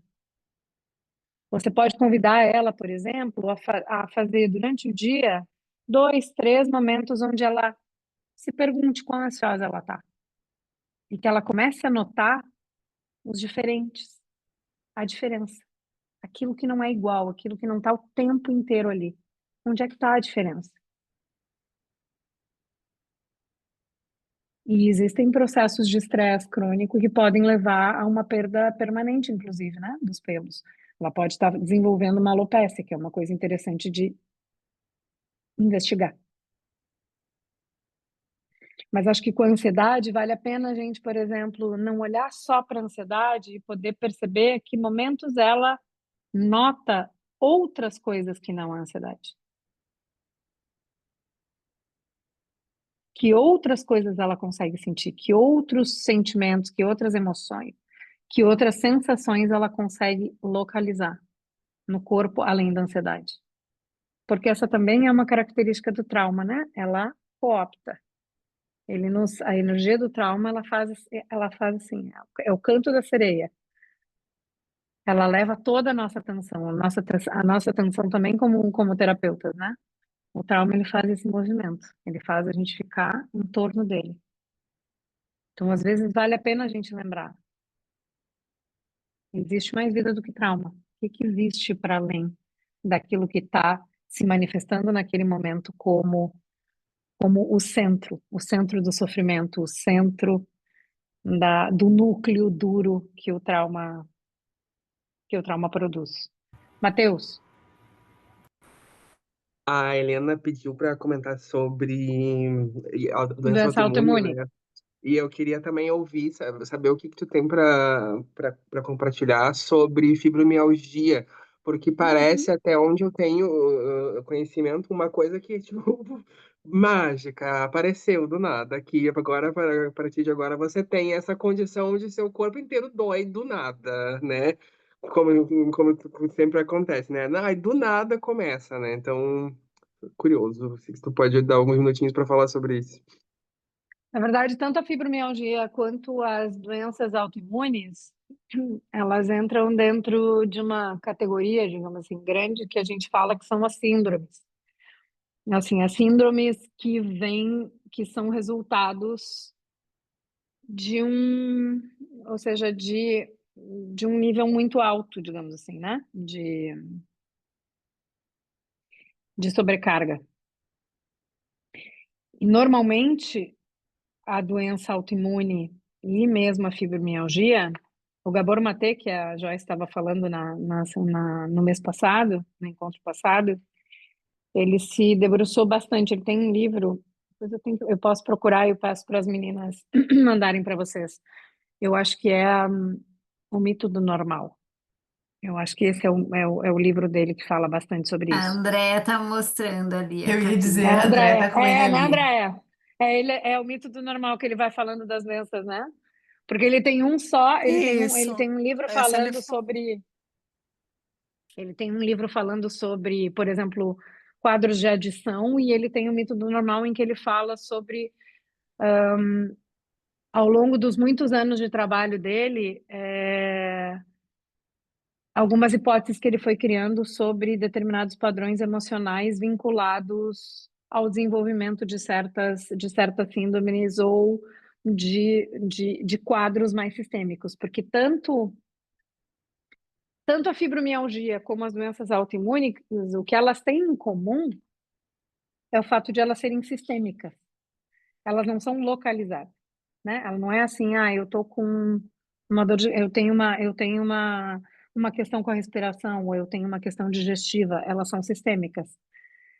E isso usualmente está associado a altíssimos graus de sobrecarga traumática crônico ao longo de muitos anos de vida. E usualmente a pessoa tem essa percepção que isso veio do nada, justamente pelo que a gente estava falando. Eu já estava falando no mês passado sobre essa questão do trauma precoce que se mistura com o nosso senso de eu, e tem a ver com o que eu estava falando com a Helena, por exemplo. Uma pessoa que vive há muitos anos, convive há muitos anos com um quadro de ansiedade, ela só reconhece como ansiedade a ansiedade no nível 8, 9, 10. Ela não reconhece mais os níveis mais baixos de ansiedade como algo fora da sua capacidade de sentir. Isso cronicamente pode gerar muitas manifestações sistêmicas, entre elas as doenças autoimunes ou entre elas a fibromialgia. Se eu tiver uma paciente fibromialgica, se eu chego a receber uma paciente fibromialgica, Matheus, o que eu vou trabalhar? Eu vou trabalhar rastreando como a fisiologia dela se comporta em relação a essas variações de dor. Eu não vou trabalhar para diminuir necessariamente a dor, apesar de ter tido já várias experiências de trabalhar com pessoas que tiveram uma diminuição importante no período de crise, ou na intensidade da crise, ou na forma com que a crise de fibromialgia se manifesta. Mas a base do ESI, gente, de novo, é a gente poder habitar aquilo que está acontecendo. É a gente poder desenvolver corpo para estar com o que está acontecendo.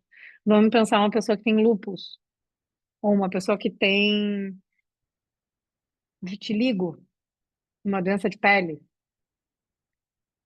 O que a gente está falando sobre isso é um quadro crônico, um quadro autoimune, ele exige da nossa presença uma série de coisas.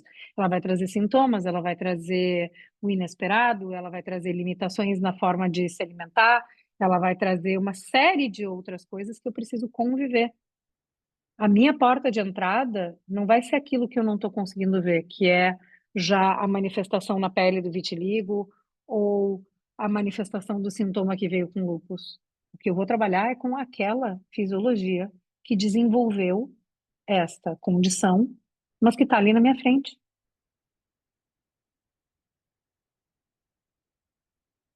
Com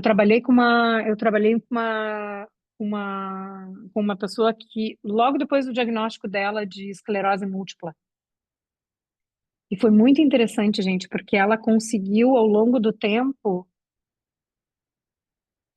antecipar. Porque a esclerose múltipla, o que acontece é que você vai perdendo a mielinização de determinadas áreas do corpo, né? Então você vai perdendo áreas de sensibilidade em função de uma alteração na mielinização daquele tecido. Ela começou a conseguir perceber sinais anteriores ao processo da crise.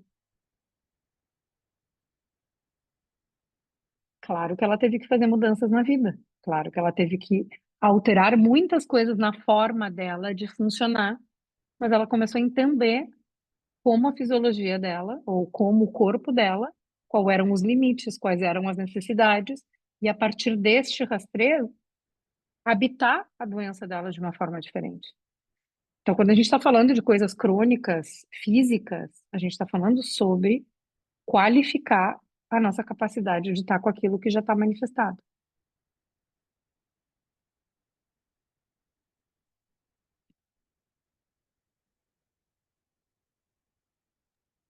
Tem um filme da Disney, não sei se vocês já assistiram, Red, Crescer é uma Fera. É maravilhoso.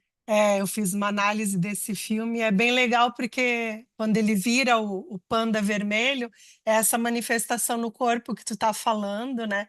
Fala do trauma transgeracional que vem de toda a família, né? O quanto que a mãe não deu conta de lidar Uhum. com essa mudança e conhecer o panda dela, né? E ela aprende através das amigas e das Uhum. relações a domesticar o panda e resolve ficar com ele, rompendo o trauma transgeracional. Acho que é um livro. Mas, Andréia, se a gente pensar no padrão de apaziguamento, o Red é um ótimo filme para isso, porque na Sim, verdade era sim, justamente a resposta apaziguada da mãe que sim. trazia nela Aham. esse descontrole, né? Sim, a mãe não deixava nem ela comer, ela enfiava comida na Uhum. boca dela e uma série de outras questões, né, que trazia esse panda vermelho à tona, né? Que é essa manifestação do corpo. Eu achei muito legal esse filme, que traz muitas coisas que você falou hoje. É isso aí. A gente habita um universo que a gente chama de corpo que é impressionante. Tem uma última perguntinha, Da Verônica, né? e aí a gente já vai encerrando assim para fechar. Você Uhum. começa a dar uma empolgada, né, nesse final. Mas A é gente, normal, né? A gente vai é, começando a criar as conexões as porque conexõezinhas daí da nossa.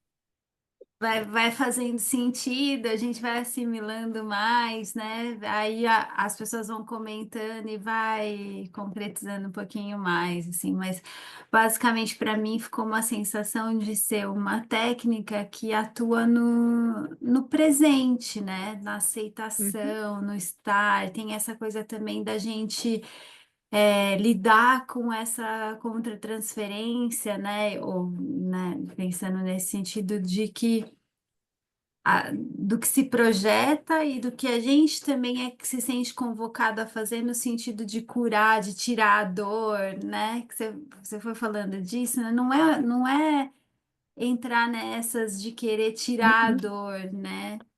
Mas de conviver, de aceitar, de ver o que que a dor traz. E aí, se for pensar do ponto de vista junguiano, é ficar com a imagem, né? O É, ficar corpo com a é imagem. imagem, né?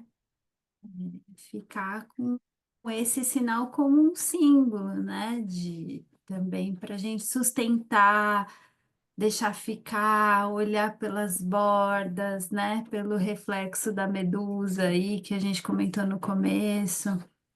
Muito interessante, Mari. Mas tem mais uma perguntinha aí Vamos depois. lá. Assim, era a pergunta da Verônica. Na verdade, eu não sei se, assim, eu não te diria que tem uma relação direta, não. O Rolfing, ele é uma, ele é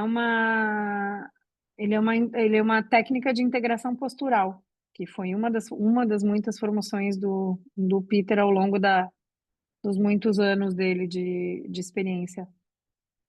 Mas não saberia te dizer mais profundamente qual é a relação do Rolfing com a Carla Toninha. E fiquei pensando, Paty, nisso que você estava falando agora, que é quando a gente vai se aprofundando, porque, claro, né? Assim, hoje de manhã eu falava, hoje na hora do almoço eu estava dando uma supervisão para um grupo. A Associação Brasileira de SE tem um projeto social, né? De atendimento social. E estava dando uma supervisão para o pessoal que estava recém terminado da formação, recebendo seus primeiros clientes, digamos assim, né? E a gente conversava um pouco sobre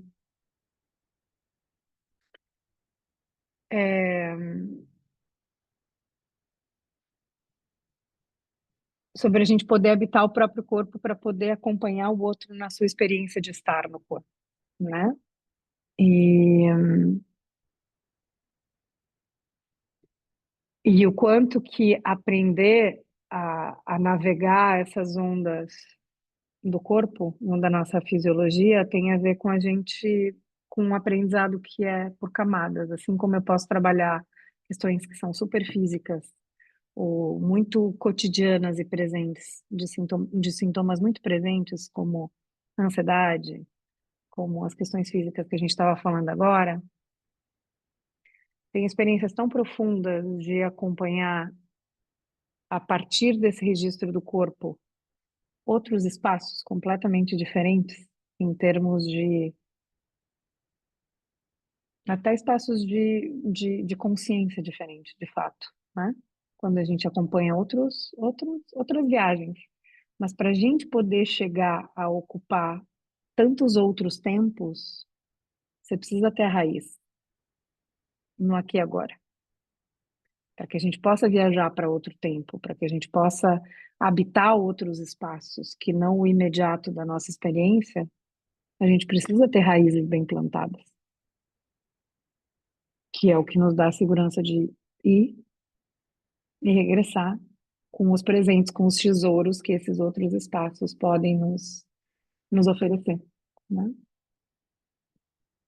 Então, para mim entender o meandro, assim, a forma com que a nossa fisiologia opera é como a base, como ampliar a nossa capacidade de viajar dentro de nós, por onde for.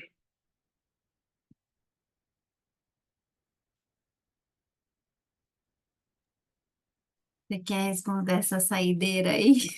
Não, posso responder.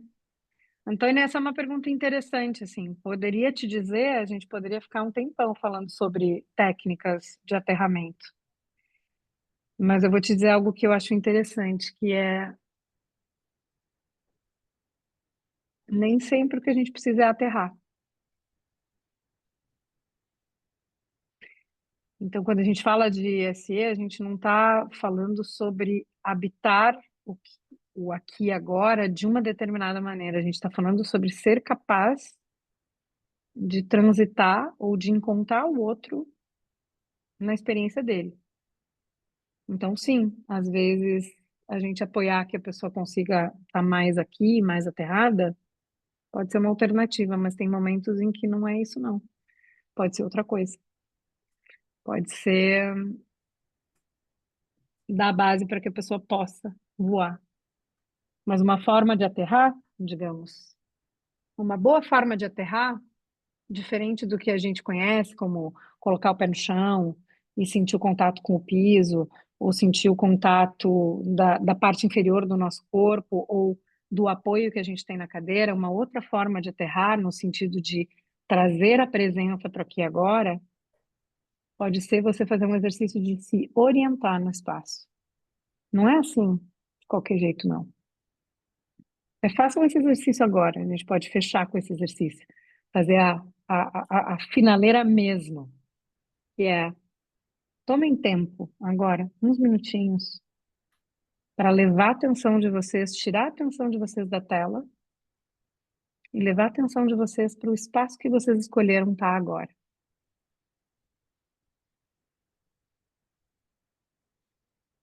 E observem para onde vai a atenção de vocês imediatamente quando eu convido vocês a tirar a atenção da tela e colocar a atenção de vocês nesse outro espaço. Percebe o que chama atenção?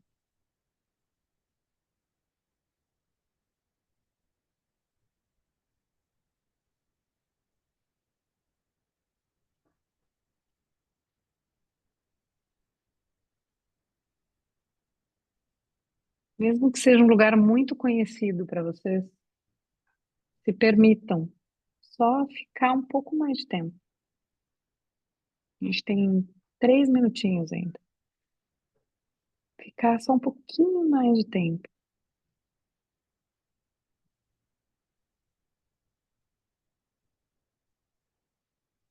Percebe se a tendência da tua atenção é se mover para diferentes lugares ou se tem algo que te chama atenção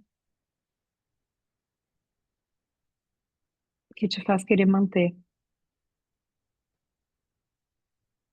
a tua visão, o teu olhar.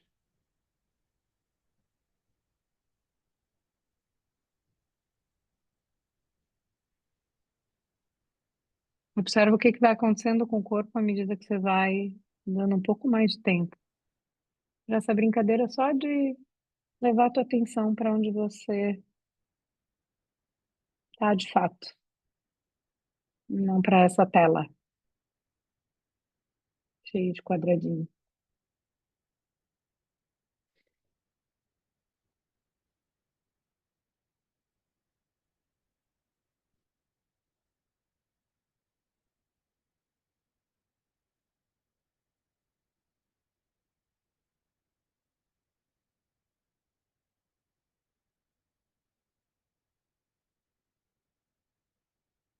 E é super interessante observar que tem gente, quando a gente fala de orientação, que fecha os olhos e volta para dentro, para esse espaço que a gente está dentro, e não de fora. Que também é uma orientação.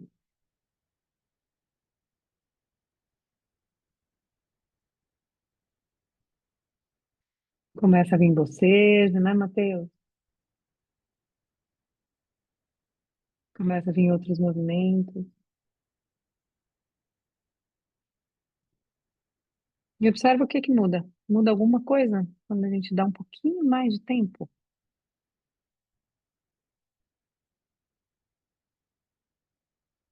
Essa é uma forma de aterrar. Se a gente considerar que aterrar é trazer para cá, para esse momento. Muito obrigada, gente, pela paciência, pela parceria, pela presença até agora. Mari, foi incrível a conversa contigo, o desenho e a maneira como tu foi conduzindo, não só pelo SE, mas pela tua experiência mesmo com o SE e com essa escuta que vai integrando tudo isso, porque eu fui te ouvindo falar e eu fui te ouvindo falar, inclusive lá da época que a gente estudava em Jung, né? É bonito como tu carrega isso com um repertório muito, muito consistente também, muito, muito gostoso mesmo te ouvir, muito. Uma noite bem Bom, gostosa. gente. Que bom. Bom descanso para vocês. Muito obrigada pelo convite. Bom descanso, gente. Obrigada pela presença aqui. Obrigada, Mari. Obrigada, Cris, pela Obrigada, gente. parceria. Um beijão, gente. Boa noite e até a Beijão. próxima. Beijo. Maravilhosa. Obrigada. Boa noite. Beijo.